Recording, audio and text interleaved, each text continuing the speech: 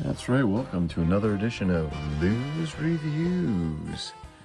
Here it is, and actually what we're going to talk about today are the Kenner Hardy Boys series figures. So I'm going to go out there and tell everyone I just went and watched a video put out by David Eon from Open by Chance Vintage Toys, where he did a really good video and box versions of these two guys, really good condition boxes as well. And it's always nice to watch what David and LPH are up to over there. They do a lot of good stuff. So I got these in today, and just going to do a little talk about them. I had really no recollection of these action figures as a kid. I do remember seeing the TV show, the reality show, maybe a few times. Not a whole lot to it, but I remember being a youngster in second and third grade living in Italy and reading the Hardy Boys novels and books, and I just loved them. I was going through like 2 books every 3 days or something. I was an avid reader, and it just kind of crossed my mind the other day, hey, I think they had some action figures of this, and let's go take a look. And sure enough, I came across these. The seller offered a really good price. She took my offer, and off we went. So let's do a little talk about them first. So some of the things that I've come to learn, first of all, these figures themselves are are made from Kenner. They are using the same bodies that they did for the Kenner's 1970 series Star Wars line. You could tell.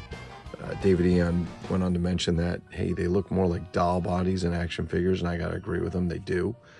Even the Kenner Star Wars giant action figures are kind of doll body-ish. But these are pretty cool figures. Now, the representations of the actors who portray them, which would be Parker Stevenson, a nice representation. That's Frank Hardy, although his hair looks a little bit shorter here. And of course, Sean Cassidy, who did Joe Hardy. And of course, we all remember Sean Cassidy's brother, David Cassidy, who was on the Partridge Family, and I believe Teen Heartthrob, if you will. They probably all were at that point. But David did mention some comments on the show about how poor the acting was and how cheesy it was, and I from what I do remember, I have to agree. But it is nice to see a little something, some actors transformed into action figures and give us something else to collect, if you will. Actually quite nice. The seller was actually kind enough to include the stands with the transaction, which I did not know. And I did not label these. These were labeled by her, but we're going to leave them there for now. Kind of give everybody an idea, because I'm pretty sure there's some youngsters out there that don't know who they are. Now, they're in very good condition. I would say as close to mint as they possibly could be without the box. But they are missing a few items. Each figure came with a red and blue pencil. And in addition to these accessories, Sean Cassidy, or Joe Hardy, came with this electric guitar, and Frank Hardy came with this backpack that looks quite like an old-fashioned radio, if you will. At the time, it was modern. But it's also missing a headset. Looks similar from the pictures I saw, the Big Jim headset that sit over here, like a wireless headset, but of course, wireless headsets back then, I think they were all wired at that point. But regardless, couple neat things about this. So this backpack, when open, you store the headset in there, which was pretty cool. I did try and put it on.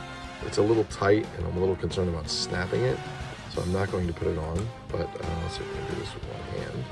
This antenna also comes up, as well as this what looks like a red clipboard.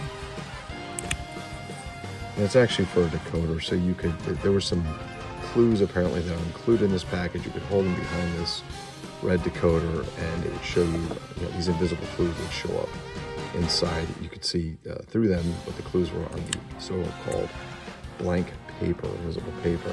The same thing with this guitar is that you would literally pull this up, and you see that decoder there as well. Put your items behind it, and you would find out. So a neat little trick. Of course, in the show, I don't remember having any of this stuff, but yeah, definitely a neat collection. They do have molded hair. These are actually excellent condition, no rubs, no anything, and the clothes are even in fantastic shape. He even has his guess that's imprinted on there.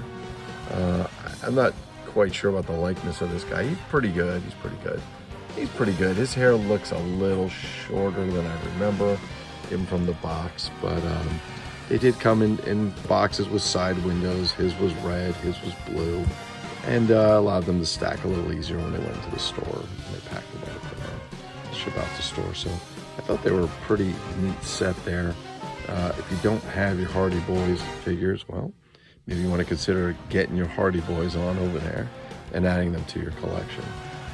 You may find in looking for these that you just don't find them under action figures. You might find them in doll collecting as well. A lot of doll collectors seem to get these here, and it's pretty obvious why, in my opinion. In any case, hope you guys enjoyed it. If you want, you can like, subscribe. Feel free to pass this on, share away, and put some comments below, and we'll respond accordingly. Have a great day.